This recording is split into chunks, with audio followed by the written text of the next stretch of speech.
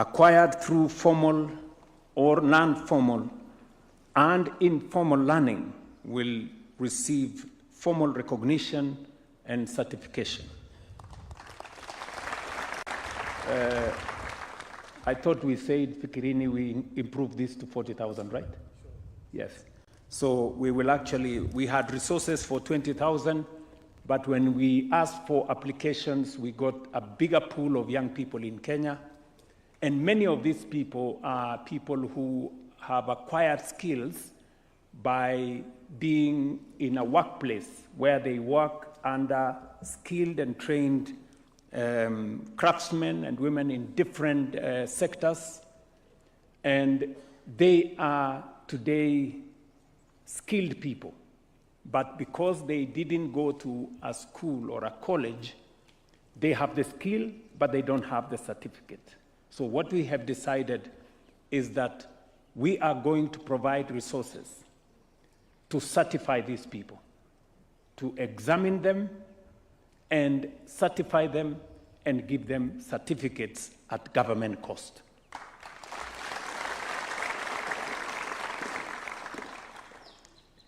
We opened pathways to the digital economy, equipping more than 1.9 million Kenyans with digital skills and enabling the creation of 350,000 digital jobs, positioning Kenya as one of Africa's leading digital talent hubs.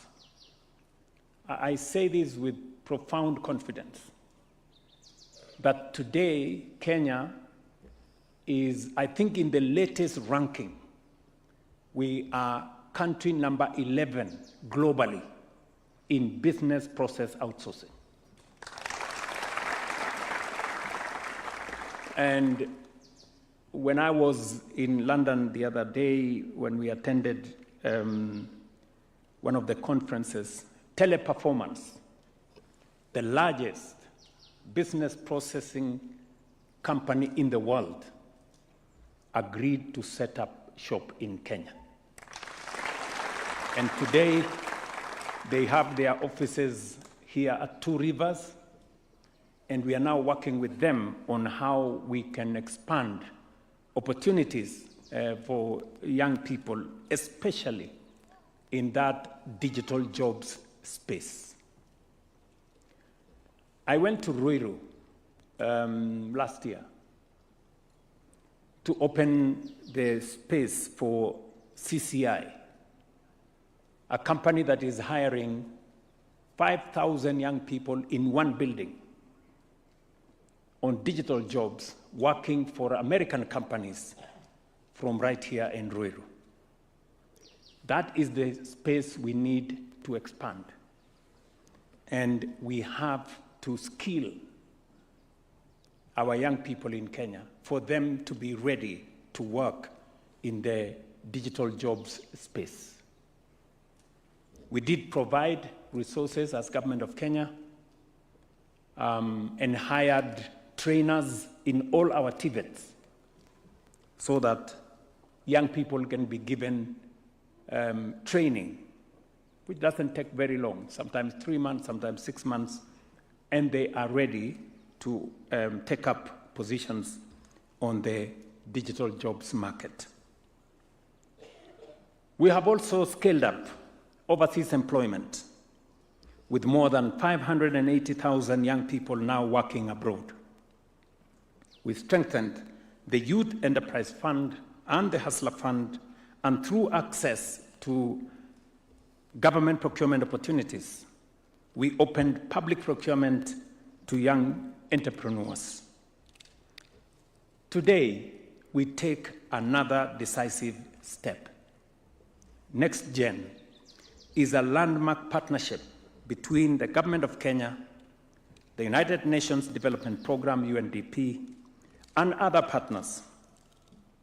And it will accelerate inclusive youth economic transformation by connecting young people with meaningful work experience and practical skills.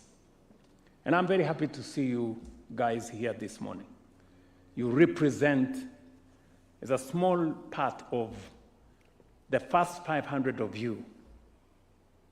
And I will tell you how we are going to scale this up so that we can get to 100,000 young people like yourself accessing practical skills and job market experience as we go into the future.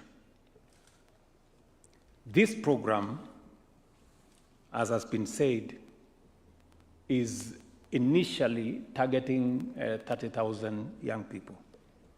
But looking at the partnership and the collaboration that is here, the government of Kenya will be willing to scale up our partnership so that we can take this program to 100,000 young people. And when I met my good brother, the director of UNDP, when he came to present his papers, and he mentioned to me how he would have wanted to engage the government of Kenya.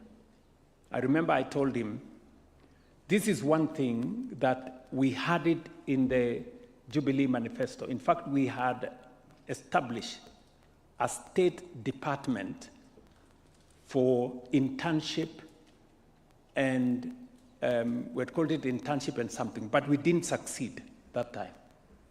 So when John mentioned to me, I saw an opportunity where we can do this correctly this time round.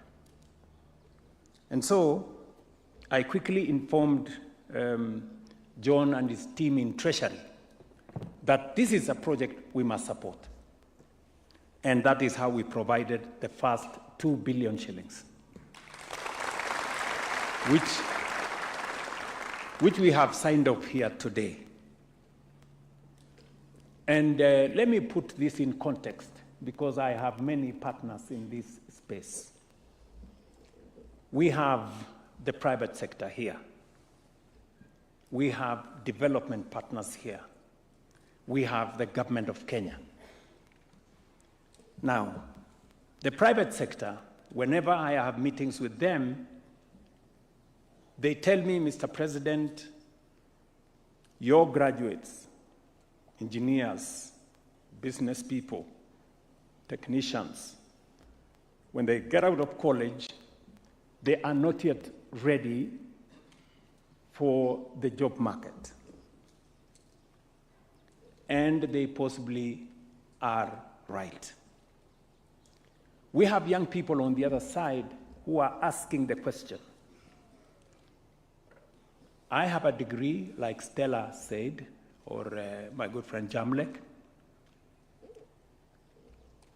The job market requires me to have practical experience. Where do I find it? And so we have, on one hand, young people who are ready. We have, on the other side, a market that is looking for skilled workers.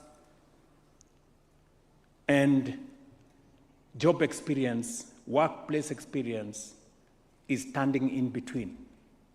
I think today we come into that space where we create the bridge. And we should do it together. I want to ask my friends in the private sector to do two things. Because you are looking for skilled workers, people with experience, let us work together to create a big pool of skilled workers who then you can tap into and drive your businesses. This program is asking you to provide space in your companies. This program is asking you to mentor and support these young people to get job market experience so that you can have a big pool of labor that you can tap into to enhance productivity in your companies. On the other side, the government of Kenya, working with our development partners, government of Kenya will provide the policy space.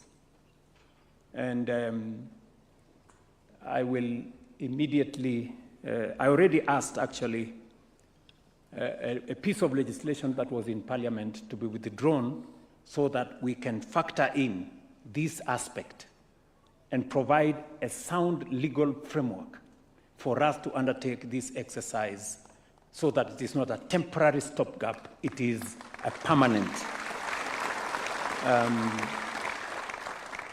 It's a permanent feature of what happens when young people get out of their TVET colleges or their university spaces, how today, what is the journey for them to the job market?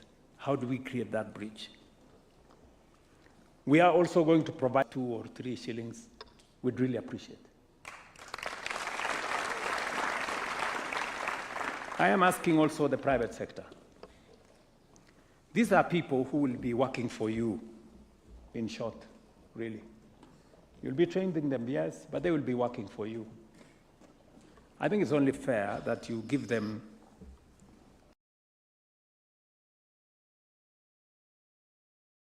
something, you know, also.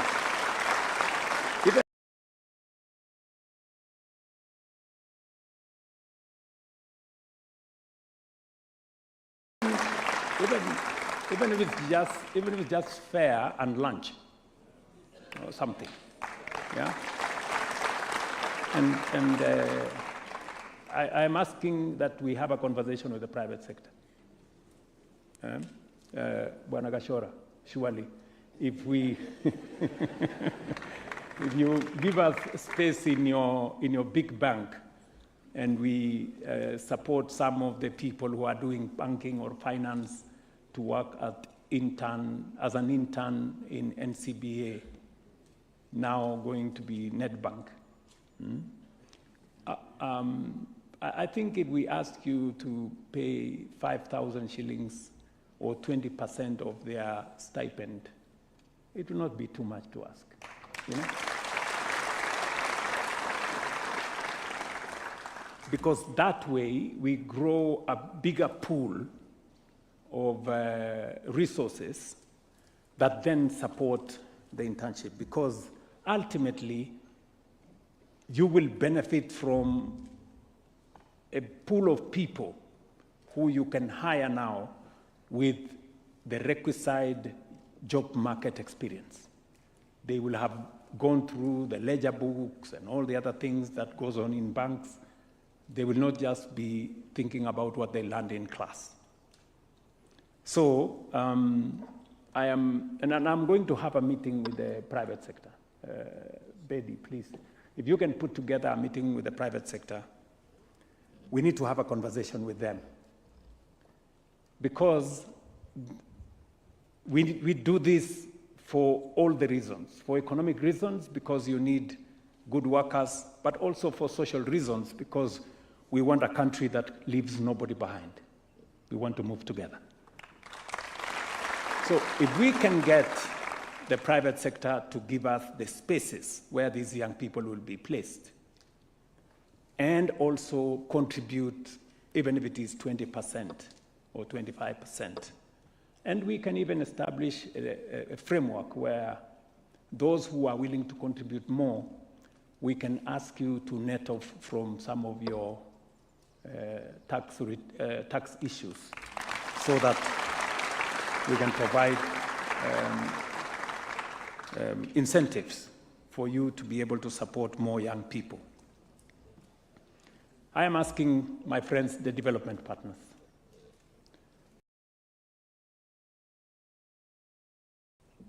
to either, and I want to, John is going to be our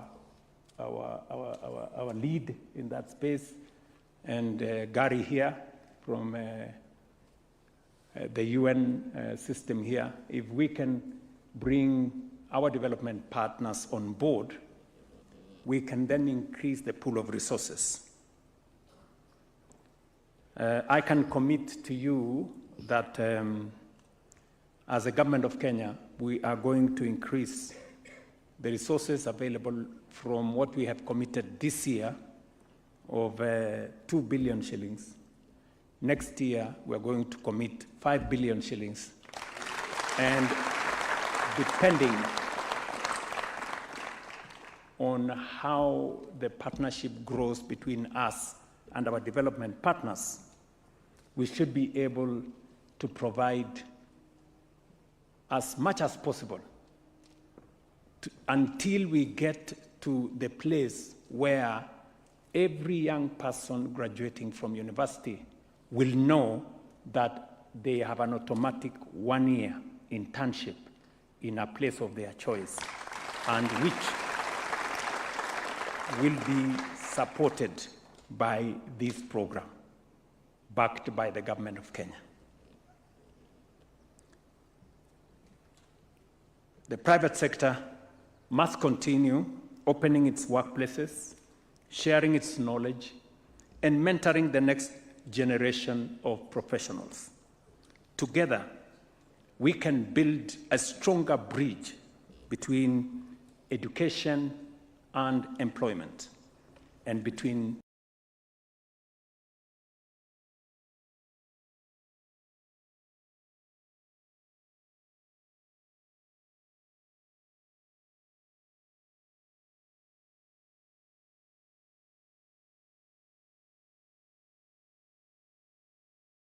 promise and put into the equation. And we're, as the government of Kenya, with the infrastructure that we have, to make sure that this program succeeds. Waziri Oparanya and your team at the Department of Youth, please, we need to scale up this program. These are only 500 young people. In the next 3 months, we can support 10,000. Those are, that is my instruction. So work backwards.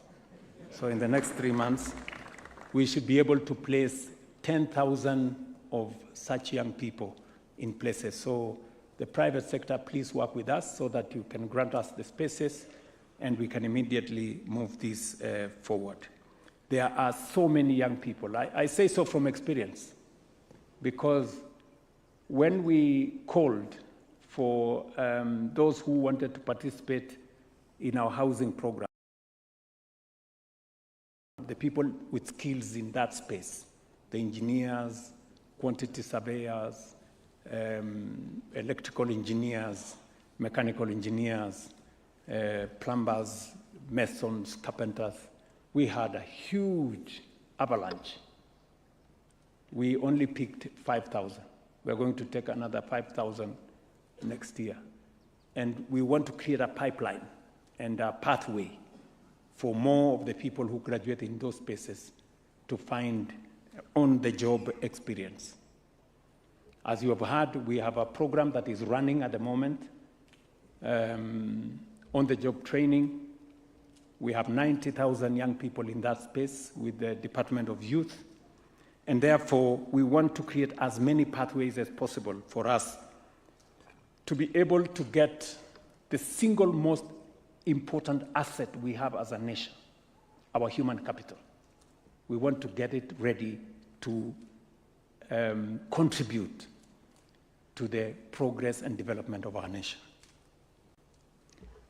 I had an interaction with one diplomat this week, and he mentioned to me something very profound, which I believe in. As a nation, we are doing everything possible to push our programs and our development. And the base of our development, of course, is what we export from our natural resources, our agricultural products, And many of the things that we are doing, we have opened a market in China. We have opened a market with the EU. We have opened a market with the East African community and the Africa Continental Free Trade Area. We are negotiating on the basis of AGOA. We are negotiating a new trade agreement with the United States. All these spaces are important for our tea, for our coffee, for our macadamia, for our avocados, and all the fine products that we are exporting from Kenya. But Kenya will not become a first world country on that basis alone. Our human capital, export of services around our human capital is actually going to be the defining intervention that will catapult our country into a first world country. Do you understand what I'm saying? It is not our macadamia and our coffee, and they will provide us a base. But for us to get this nation to the next level, we must get all these young people into a space where we can export services, because we have a very strong human capital. We have the best, I can say that without fear of any contradiction, we have the best human capital in the world. And we must take full advantage of it. We have it in plenty.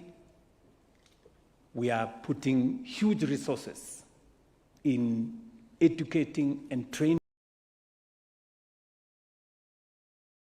that human resource, and we must get benefit out of it. I've just announced that we are going to provide adequate funding for all our college and university students, because it is the single most important resource we have as a nation. And we are changing the law. Kenya must be the hub for export of services globally from Kenya. So, mujipange. And I'm telling young people in Kenya, wajipange, because that's where we are going. And this program is part of that whole puzzle on how we are going to get it right. From making sure that we provide adequate resources for education and training, creating a pathway through internship and training into the job market, and creating a service industry, leveraging on our technology, leveraging on our human capital, very highly qualified human capital. When I said the other day, Kenya speaks some of the best English in the world, some people were in doubt. But go check the statistics. You can Google. Hatuko mbali na hapo, tuko karibu na hapo. So, you know, there are some people, when they speak English, you need a translator. But thankfully, we are in good space. So we must take advantage of that. That is the asset that we have. And it is the single most powerful, resource that we have as a nation.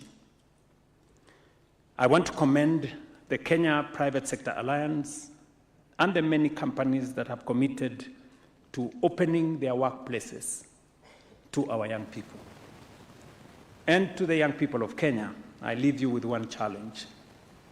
Give special attention to learning. Your first job is not merely a source of income. It is your next great classroom. Ni mnanielewa? I remember when I talked to the interns on our housing space here, I told them this internship is possibly an interview itself as to whether you will transition into a job. So don't focus too much on how much you're earning. Focus on how much you can learn and gain experience. So the opportunity you get today, consider it an extension of your classroom. Learn. Go out of your way, learn. Every task you undertake, every mistake you correct, every mentor you encounter, and every challenge you overcome is preparing you for opportunities that you don't have today. Those who focus only on today's salary often limit tomorrow's possibilities. But those who dedicate themselves to acquiring knowledge, building skills, cultivating discipline, and developing character eventually create opportunities that money alone can never buy. I hope you're listening to me. That is how careers are built. That is how prosperity is created. And that is how nations are transformed. Not by chance, but by choice. I am very happy to be part of this morning event. We've signed off the agreement. I have made a commitment that in the next 3 months, we must scale this up to 10,000 of these young people. We will shortlist it with the private sector to identify the spaces. We will agree with them on the model of engagement, what contribution they can make, because it is a collective effort to be able to lift our country.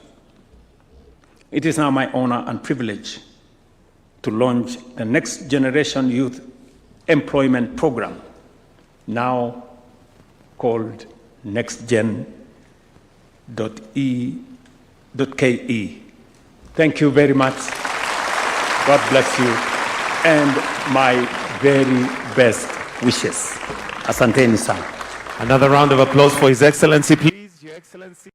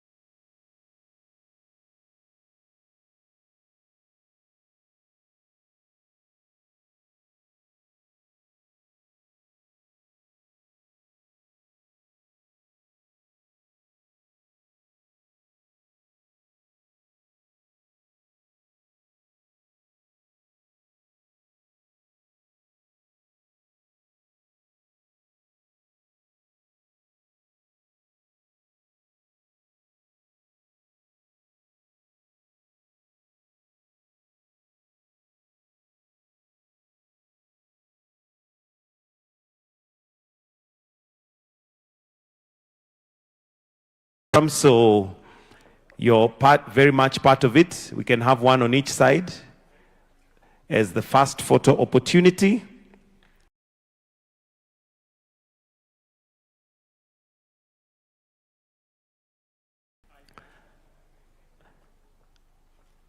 Ooh. Thank you. The youth. What? Yeah, let's just move a little bit. Yeah, there.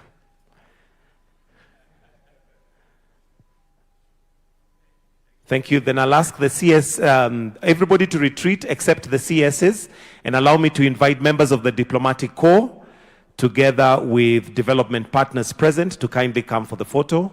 Development partners who are present. And let me also invite Jamlek and Stella to also join in this photo. Jamlek and Stella, who also gave us their experience.